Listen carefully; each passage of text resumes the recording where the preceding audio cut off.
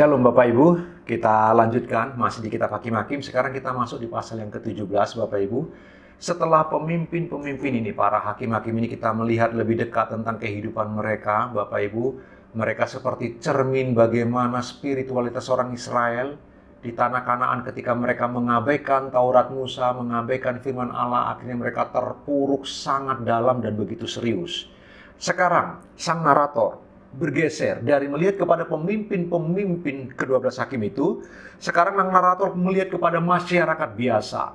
Dan bagian pertama dari masyarakat biasa diceritakan tentang Mika, Bapak Ibu, seorang dari suku Efraim. Mika ini dalam Hakim-Hakim pasal 17 kita diberitahu Mika ini mencuri uang mamanya, uang perak yang 1.100, jumlahnya 1.100. Dia curi uang mamanya, Bapak Ibu. Ketika dia mencuri uang mamanya, si Mika ini, lalu kemudian mamanya mengutuki, karena mamanya tidak tahu siapa yang mencuri uangnya. Kemudian mamanya mengutuki, kelihatannya siapapun orang yang mencuri uangnya itu 1.100 perak itu, dia kutuki. Lalu kelihatannya Mika mungkin ketakutan karena mamanya mengutuki, lalu dia mengaku kepada mamanya bahwa dialah yang mencuri uang ibunya itu. Ketika ibunya sadar, tahu bahwa anaknya sendiri yang mencuri uangnya, maka ibunya, si Mika, mengembalikan uang yang 1.100 itu, uang 1.100 perak itu diberikan kepada ibunya. Oleh ibunya, kemudian dia kuduskan uang itu. Alkitab mencatat begitu Bapak Ibu. Dia menguduskan uang itu, lalu kemudian mengembalikan lagi kepada anaknya.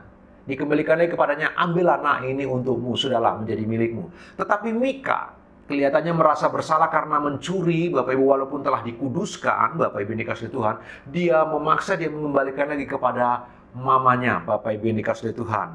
Tetapi kemudian, Bapak Ibu, mamanya, aku mau menguruskan uang itu. Waktu setelah itu kemudian dikembalikan kepada si Mika. Mika mengembalikan lagi kepada mamanya, tetapi kemudian mamanya itu tetap mengembalikan kepada anaknya. Lalu dia mengambil 200 keping perak, Bapak Ibu. Lalu dari uang itu dia tempa, dibentuklah sebuah patung.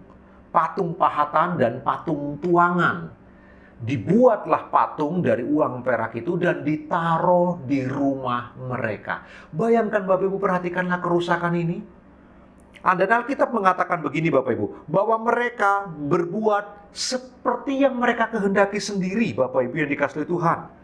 Mereka tidak punya pemimpin, tidak ada pemimpin di antara mereka, dan mereka berlaku seperti apa yang mereka anggap benar. Dan bagi Mika dan ibunya kelihatannya, terutama ibunya, 200 keping perak itu dijadikan patung tuangan dan patung pahatan. Itulah yang benar menurut mereka. Dan kemudian mereka menyembah itu sebagai Tuhan, sebagai Yahweh.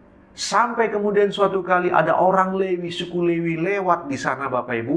Kemudian ibu dari si Mika ini mengundang suku Lewi itu untuk menjadi imam di rumah itu, Bapak Ibu, dan memberitahu bahwa kami telah membuat patung tuangan, biarlah engkau menjadi imam, kira-kira begitu. Daripada engkau bingung berkeliling, engkau sedang mencari tempat untuk menetap, tinggallah bersama dengan kami. Dan digaji oleh Mika dan ibunya, si imam ini. Hanya saja imam itu harus menjadi imam di keluarga mereka. Dan patung tuangan itu menjadi sesembahan mereka. Bapak Ibu, perhatikan, sekarang setiap orang bisa membuat patungnya masing-masing, lalu kemudian setiap orang bisa mencari imam bagi mereka, untuk mereka bisa menyembah patung itu dan menganggap patung itu sebagai Allah Yehova, Allah Yahweh, Tuhannya Israel.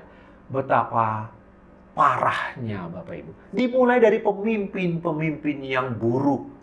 Kemudian muncullah rakyat-rakyat yang buruk Bapak Ibu. Mereka tidak punya pemimpin.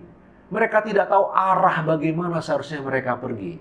Spiritualitas mereka betul-betul mentok sampai yang paling bawah, Bapak Ibu dikasih Tuhan. Mereka berbuat apa yang mereka anggap benar. Jadi kebenaran mereka sendiri yang menentukan apa yang benar, apa yang salah. Hati-hati Bapak Ibu, berhati-hatilah. Ketika engkau menganggap benar dan salah ditentukan oleh dirimu, berhati-hatilah. Engkau telah membangun sebuah berhala dalam dirimu. Benar yang dan salah bukan engkau yang menentukan, tapi Allah melalui firman-Nya. Kebenaran tidak datang dari diri kita sendiri. Kebenaran harus datang dari pihak Allah, yaitu firman Allah yang hidup.